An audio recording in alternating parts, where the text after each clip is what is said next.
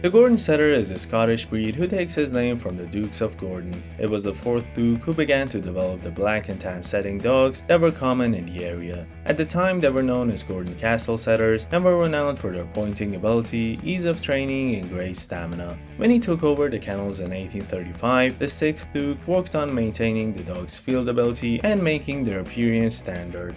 Gordons were imported by Americans George Blunt and Daniel Webster in 1842, and the dogs were recognized by the American Kennel Club in 1884, making them one of the original AKC breeds. Today, the Gordon appeals to a special subset of hunters and dog lovers who appreciate him for his noble good looks, scenting ability, and mild manners. He ranks 98th among the breeds registered by the AKC. The Golden is one of the breeds created during the dog-loving Victorian era. The breeds in his background probably included a yellow retriever, the Tweed Water Spaniel, wavy and flat-coated retrievers, and a red setter. Golden Retrievers were first registered with the American Kennel Club in 1925 and were officially recognized as a breed in 1932. Since then, they've established themselves as versatile companions, hunting dogs, and working dogs. Goldens are found doing search and rescue, animal-assisted therapy, arson detection, drug detection, and assistant work for people with disabilities. Their energy, enthusiasm, and intelligence makes them well-suited to learning and performing almost any task. Gordons are attentive and lively with agreeable dispositions. They are loyal to their family and wary of strangers, both characteristics that make them excellent watchdogs. If you introduce your Gordon to someone, he'll accept their attention but isn't likely to seek it out. A Gordon should never be shy or aggressive towards people, but he may be aggressive towards other dogs. He can learn to get along well with cats if he's raised with them since puppyhood, but he may view outdoor animals as prey. With children, the Gordon is a good friend, especially if he's raised with them. If a Gordon doesn't like the way a child is playing with him, he's apt to just walk away. A young Gordon may be too rambunctious for a toddler though. The Gordon should be calm and quiet in the household, that is until he sees you pulling out your shotgun for hunting or the leash for a walk. He has a high activity level and a daily walk or run of at least 1 hour, which can be broken up into two or three outings will meet his exercise needs. He's best suited to a country home where he can practice his hunting skills. If you don't hunt, try him out in agility, dog diving, obedience, rally, or tracking. In the field, the Gordon is cooperative, with strong drive and good scenting ability. He must generally be taught to retrieve, but he's capable of tracking wounded birds and bringing in dead game on land and from water. He often ranges out when he's hunting, but he's usually good about checking back in. This is an intelligent dog who is moderately trainable. He responds best to patient, gentle handling. Before we continue, please consider hitting that like and subscribe button as it would mean a lot. Thanks. Ask anyone about the defining characteristic of the Golden Retriever, and the answer you will always get is temperament. The hallmark of the Golden is his kind, gentle, eager to please nature. He craves affection and will seek it from strangers as well as his own family.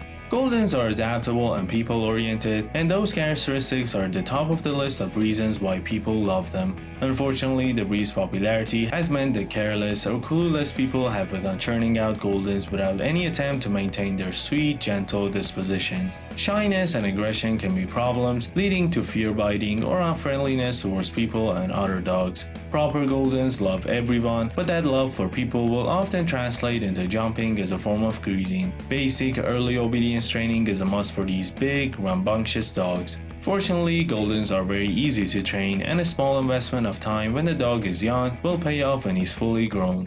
He will readily sit on command, walk on a leash without pulling, and come when called. If not trained, socialize, and exercise daily, the good-natured exuberance of Goldens, especially as adolescents and young adults, can be overwhelming and even frightening to small children, despite the dog's best intentions to be friendly. Choose a Golden as a family dog only if you are prepared to supervise kids and the dog when they are together and make sure everyone plays nicely. It's normal for puppies to chase and bite and play, so you need to teach a Golden pup how to act around kids, as well as teach the kids how to play properly with the dog.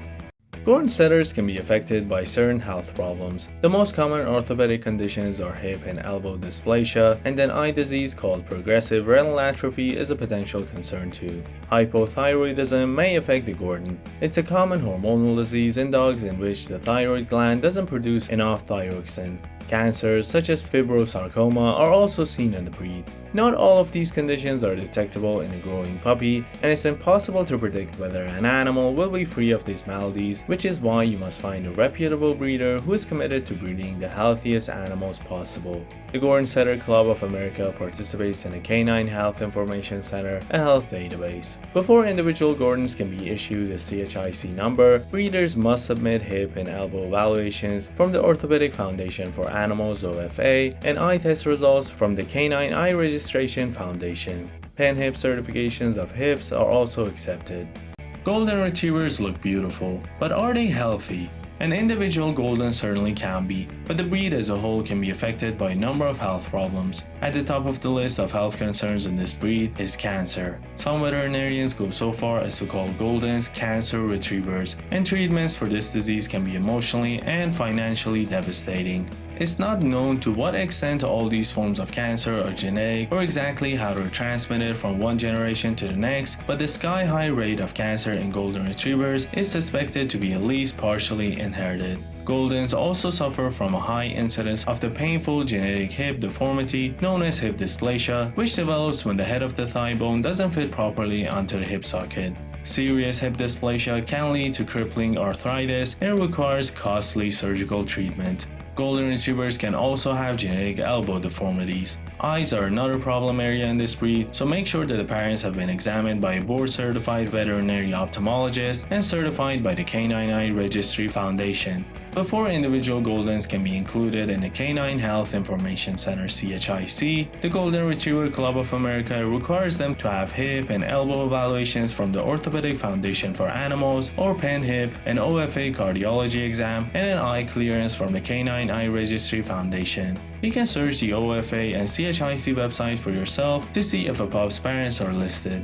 The Gordon has a long, thick coat with feathering on the ears, legs, belly, and tail. Depending on the type of train your Gordon is out in every day, you probably need to brush and comb him 1 to 3 days a week to prevent or remove tangles and mats, remove dead hair, and distribute skin holes. In addition to brushing, you'll need to trim the hair on the bottom of his feet and between his toes. The Gordon Setter sheds moderately. The more often you brush him, the less hair you will find on your floor, furniture, and clothing. Gordons also love swimming and playing in water, so be sure to keep the ears clean and dry to prevent bacterial or yeast infections from taking hold. It takes some dedication to live with a Golden Retriever. The Golden's profuse coat requires regular brushing and bathing to remove debris and mats. While all dogs shed, Goldens do it with the same enthusiasm they bring to swimming and retrieving. You can keep it under control with daily brushing to remove the dead undercoat, but if shedding is a deal breaker at your house, this is not the breed for you. Like most retrievers, Goldens love water. When your Golden gets wet and he well, give him a thorough freshwater rinse to remove chlorine, salt, or lake mud from his fur, all of which can be drying or otherwise damaging to the coat. Keep his ears dry to prevent infections, and use an ear cleaner recommended by your veterinarian after he goes swimming. The rest is basic care. Trim the nails as needed, usually once a month, and good dental hygiene is important, so brush the teeth frequently for good overall health and fresh breath. Check the ears weekly for dirt, redness, or a bad odor that can indicate an infection. If the ears look dirty, wipe them out with a cotton ball dampened with a gentle ear cleaner recommended by your veterinarian. It's best to introduce your dog to grooming at an early age so he will accept it gracefully. Alright guys, which one do you think you'll get? Tell me down in the comments.